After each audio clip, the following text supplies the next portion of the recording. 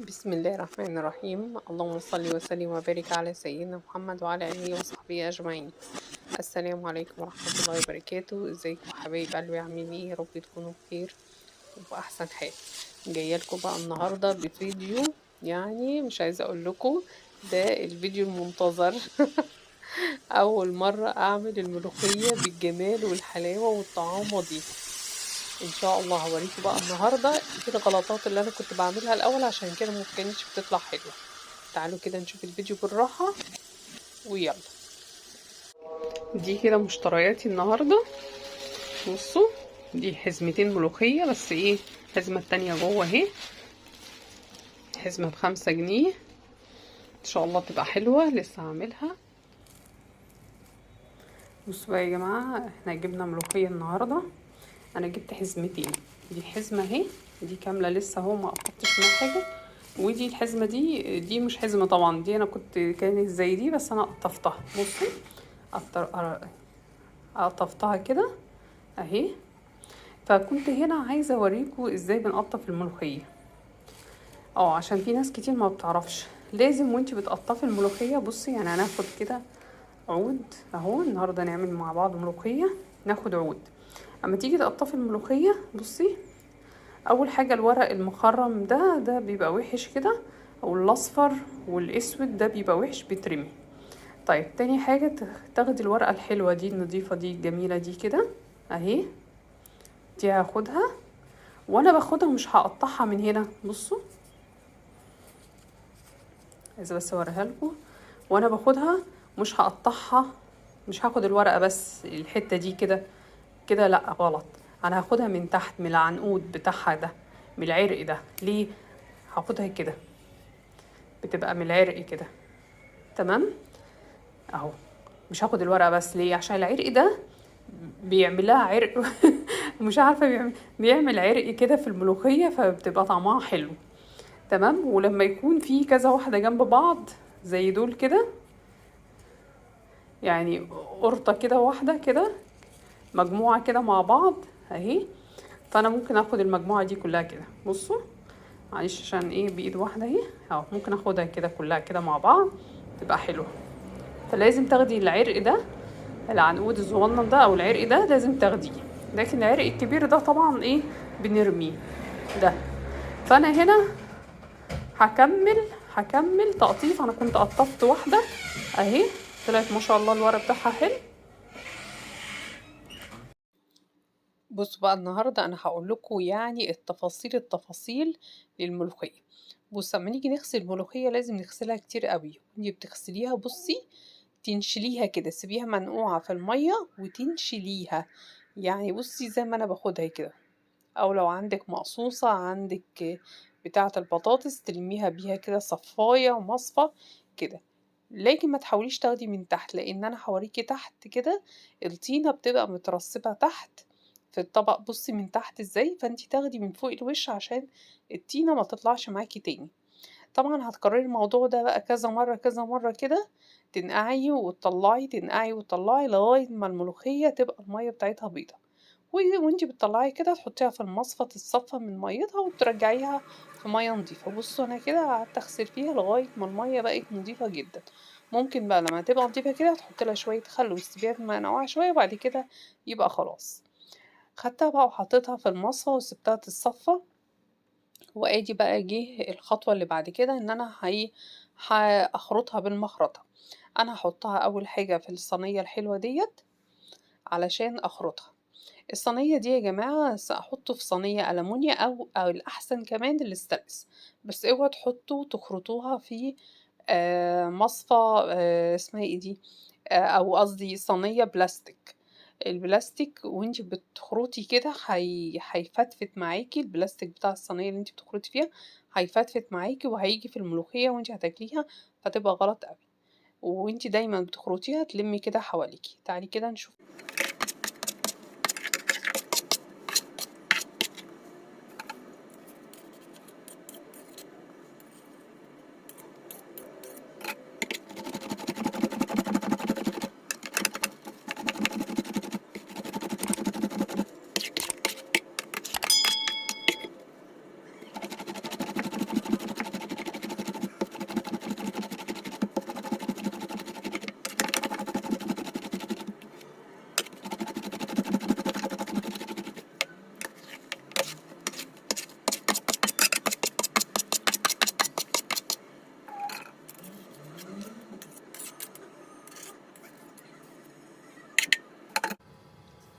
كده بقى اتخرطت معايا، وهبتدي ان انا اسويها واعمل الشوربة بتاعتها.